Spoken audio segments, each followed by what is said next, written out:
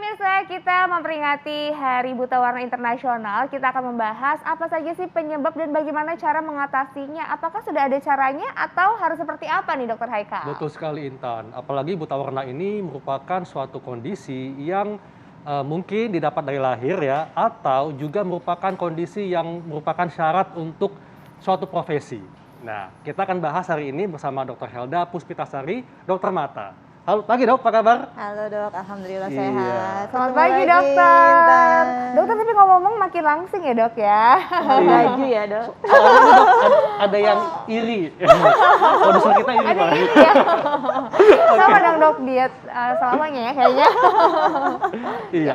Dok, yang pertama dok, ini fakta mitos bahwa katanya buta warna adalah penyakit yang didapat sejak lahir. Ini fakta atau mitos? Fakta dok. Fakta ya. Apa dokter? Iya. Oh. Jadi kalau untuk buta warna ini, memang dia penyakit yang terkait sama si X ya. Iya. Jadi kalau misalnya pada laki-laki itu seringnya memang didapatkan buta warna. Cuman kalau misalnya pada perempuan, karena perempuan ini punya double X, nah itu bisa iya bisa tidak gitu.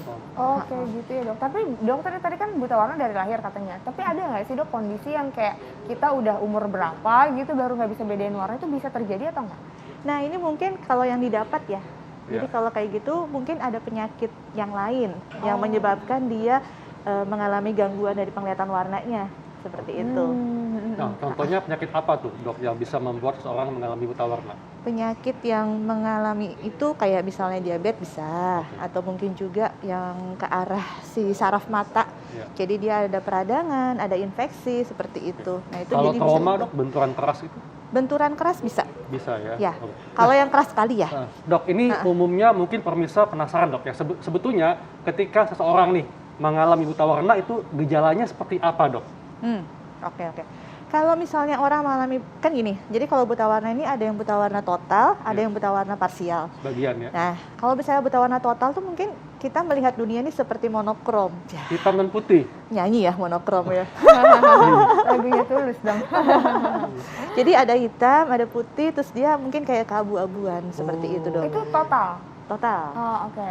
Nah, ada juga yang parsial. Kalau parsial ini tergantung dia memang terkenanya yang di bagian mana nih. Iya. Ada yang merah hijau atau biru kuning seperti itu. Oh, ada juga yang nggak bisa bedain biru dengan hijau, kan satu tone ya. Ada yang mungkin kalau untuk warna pastel gitu ya, Iya. dia nggak bisa membedakan gitu. Dok, ini kan tadi dikatakan bahwa buta warna ini penyakit yang didapat sejak lahir ya. Artinya ketika bagaimana kita mengetahui bahwa seorang anak ini mengalami buta warna?